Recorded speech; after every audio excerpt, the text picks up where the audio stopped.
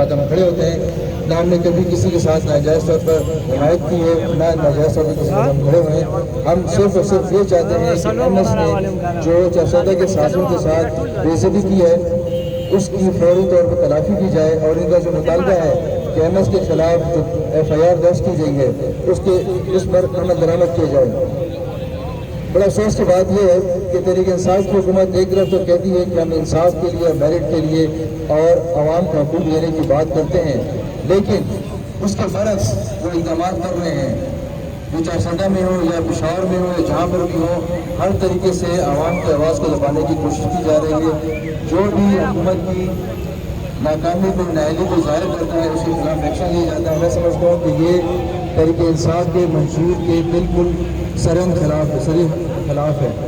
اور ہم یہ مطالبہ کرتے ہیں کہ چارسدہ کے صحافیوں کا جو مطالبہ ہے کہ ایم ایس کے خلاف جو ایف آئی آر درج کی گئی ہے اس کے تحت کارروائی کی جائے، اس سے معطل کیا جائے، اور انہوں نے جو ناجائز طریقے سے صحافیوں پر اکثر رجا کا کیے گئے ہیں، ان کے کمرے بند کر کے ریکارڈ کیا گیا ہے. ہم نہیں مانتے ظلم کے ضابطے، ہم نہیں مانتے ظلم کے ضابطے، ہم نہیں مانتے ظلم کے ضابطے. صحافیوں کو، صحافیوں کو، صحافیوں کو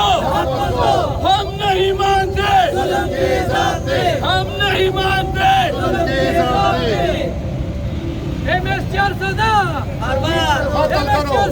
مرد آباد، ایم ایس چارسدہ مرد آباد، ایم ایس چارسدہ مرد آباد. بہت سے دیر صدر خیبر مجلس کے صدر کے جیسا کہ آپ علم ہے کہ خیبر مجلس صوبے کی ایک بڑی تنظیم ہے جس میں تمام صحافیوں کو حق حاصل ہے اپنی آواز کرنے کا. جو بھی ان کے مشکلات پیش آتے ہیں تو ہماری کہتے کمیٹی موجود ہے، اس کے ذریعے ہم آواز اٹھاتے ہیں اور حکومت وقت کو یہ بتاتے ہیں کہ چارسدہ کے صحافی ہوں، نوشہرہ کے صحافی ہوں، پشان کے ہوں، سوات کے ہوں، بنو کے ہوں یا ڈیرہ کے ہوں، جہاں کے بھی صحافی ہوں گے جس کے ساتھ بھی حکومت نے یا کسی نے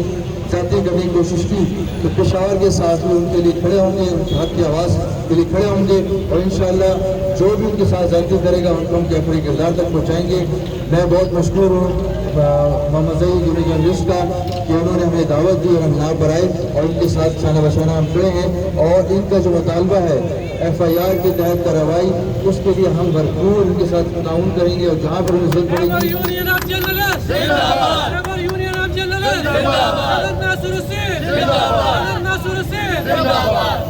میں اپنے تمام ساتھیوں کی طرف سے یقین دلاتا ہوں کہ چارسدہ کے صحافیوں کے ساتھ ہم کھڑے ہیں، کھڑے تھے اور کھڑے رہیں گے. بہت شکریہ جی.